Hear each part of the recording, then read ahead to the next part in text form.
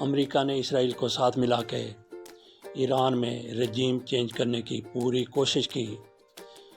یہ حملہ جو 28 فروری 2026 کو کیا گیا، اس کا مقصد ہی ایران میں رجیم چینج کرنا تھا، مگر ایران میں رجیم چینج نہ ہو سکی۔ سب سے پہلے تو یہ فیصلہ امریکہ کی طرف سے کیا گیا کہ ان کی اعلیٰ قیادت کو ختم کر دیا جائے تو رجیم آسانی سے چینج ہو سکے گی۔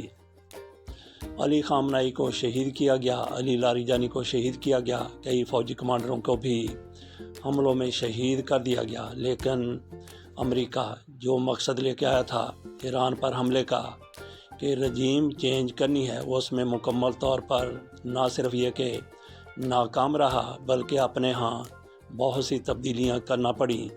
کچھ لوگوں کو برطرف کیا گیا، کچھ استعفیٰ دے کے چلے گئے، امریکہ میں بھی اور اسرائیل میں بھی۔ اب یہ خبر سامنے آئی ہے کہ صدر ٹرمپ کی چیف آف سٹاف سوزی وائلز نے عہدہ چھوڑنے کا فیصلہ کر لیا ہے۔ یہ برطانوی اخبار کی طرف سے دعویٰ کیا گیا ہے۔ رپورٹ میں کہا گیا ہے کہ 69 سالہ سوزی وائلز امریکی صدر کی کابینہ میں انتشار اور صدر ٹرمپ کی جانب سے توہین سے تنگ آ گئی ہیں۔ ان کے ساتھ جنگ کے بعد سے امریکی انتظامیہ میں بڑے پیمانے پر تبدیلیاں کی گئیں یا پھر استعفے آ گئے۔ آرمی چیف جنرل رینڈی جارج کو بھی برطرف کیا گیا اور نیشنل انٹیلیجنس ڈائریکٹر تولسی گیبرڈ بھی استعفیٰ دے چکی ہیں۔ اس کے علاوہ امریکی نیوی کے secretary John C Phelan, national counter terrorism centre کے ڈائریکٹر جو کین اور 1 درجن سے زائد دیگر اعلیٰ فوجی افسران کو یا تو نکال دیا گیا ہے یا انہوں نے اپنے عہدوں سے استعفے دے دیے تھے۔ اٹارنی جنرل پام بونڈی بھی استعفیٰ دے چکے ہیں۔ اس کے علاوہ بھی کئی استعفے اور برطرفیاں امریکہ میں ہو چکی ہیں۔ اس سے اندازہ کیا جا سکتا ہے کہ ایران میں رجیم چینج کے لیے پوری کوشش کرنے والے امریکہ کے اندر ہی تبدیلیاں ہونا شروع ہو گئیں۔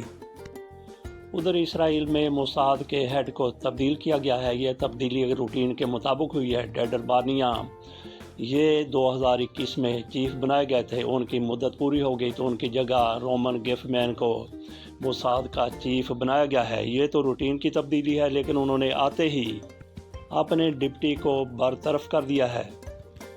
کچھ عرصہ پہلے اس کو کئی 100 ایجنٹ دیے گئے تھے اور کروڑوں ڈالر بھی دیے گئے تھے ایران میں رجیم چینج کے لیے، لیکن جب وہ اس میں ناکام رہا تو ان کو تبدیل کر دیا گیا، ان کا نام سامنے نہیں لایا گیا۔ تاہم عالمی میڈیا میں یہی خبریں آ رہی ہیں کہ ان کو رجیم چینج میں ناکامی پر برطرف کیا گیا ہے۔ ادھر صدر ٹرمپ کی طرف سے اپنی بے بسی کا اظہار کیا گیا تھا۔ 5 اپریل کو ان کی طرف سے ایک انٹرویو دوران کہا گیا کہ ہم نے ایران میں رجیم چینج کرنے کی پوری کوشش کی، ہم نے پیسے بھی بھیجے، ہم نے اسلحہ بھی بھیجا، لیکن ہمارا بھیجا گیا سارے کا سارا اسلحہ باغیوں تک نہیں پہنچ سکا۔ وہ درمیان میں کردوں نے اپنے پاس رکھ لیا، پیسے بھی اپنے پاس رکھ لیا اور اسلحہ بھی اپنے پاس رکھ لیا۔ ادھر پاکستان کی طرف سے بدستور امریکہ اور ایران کے مابین ثالثی کی کوششیں جاری ہیں۔ محسن نقوی صاحب ایک مرتبہ پھر ایران پہنچ گئے ہیں۔ ان کی طرف سے کہا گیا کہ فیلڈ مارشل کا پیغام لے کے آیا ہوں، علی مجتبیٰ خامنائی تک پہنچایا جائے گا۔ روسی صدر پوٹن کی طرف سے کہا گیا ہے کہ ایران نے اسلحہ مانگا اور نہ ہی ہم نے ان کو اسلحہ دیا ہے۔ انہوں نے کہا کہ ایران کو داد دینی چاہیے کہ امریکہ کی پوری کوششوں کے باوجود، ان کے حملوں کے باوجود بھی ایرانی تقسیم نہیں ہوئے۔ پیوٹن نے کہا کہ اندرونی طور پر ایرانی متحد رہے اور یہی ان کی کامیابی کا سبب بھی ہے۔ یہاں پہ ہماری رائے یہ ہے کہ پیوٹن کو ایران کا ساتھ ضرور دینا چاہیے تھا، جس طرح سے سوویت یونین دوسری سپر پاور ہوا کرتی تھی، بلکہ امریکہ کے ہی درجے کی سپر پاور تھی۔ کوئی نہیں کہہ سکتا تھا کہ پہلے نمبر کی سپر پاور کون ہے، امریکہ یا روس۔ سوویت یونین جس کو کہا جاتا تھا، سوویت یونین کو امریکہ کی طرف سے توڑ دیا گیا۔ یہ افغانستان میں آ کے تسلط جما کے بیٹھے تھے۔ پاکستان کی مدد سے سرد جنگ میں امریکہ نے روس کے ٹکڑے ٹکڑے کر دیے تھے، تو یہ روس کیوں پھول گیا؟ سوویت یونین تو نہ رہا، لیکن روس اس کی نمائندگی کرتا ہے، جس کے صدر آج کل پیوٹن ہیں۔ جب امریکہ نے ان کے ساتھ ایسا کر دیا، ان کو ٹکڑے ٹکڑے کر دیا، تو ان کو بھی آج جب کہ موقع ملا ہے ایران کے ساتھ کھڑے ہونا چاہیے تھا۔ بہرحال ان کی طرف سے اب شاباش دی گئی ہے کہ ایران تقسیم نہیں ہوا۔ ایران نے جن خلیجی ممالک پر حملے کیے تھے، سعودی عرب کے علاوہ باقیوں کی طرف سے اقوام متحدہ میں یہ درخواست دی گئی تھی، قرارداد پیش کی گئی تھی کہ جو ان کا نقصان ہوا ہے وہ ایران سے پورا کروایا جائے۔ یہ قرارداد تو منظور نہ ہو سکی، لیکن آج یہ خبر سامنے آئی ہے کہ امریکہ کی طرف سے ان کے وزیر خزانہ نے ان ممالک کو کہا ہے کہ آپ ہمیں تخمینہ بتائیے جتنا آپ لوگوں کا نقصان ہو چکا ہے، جس ملک کا جتنا نقصان ایرانی حملوں میں ہوا ہے وہ ہمیں بتایا جائے۔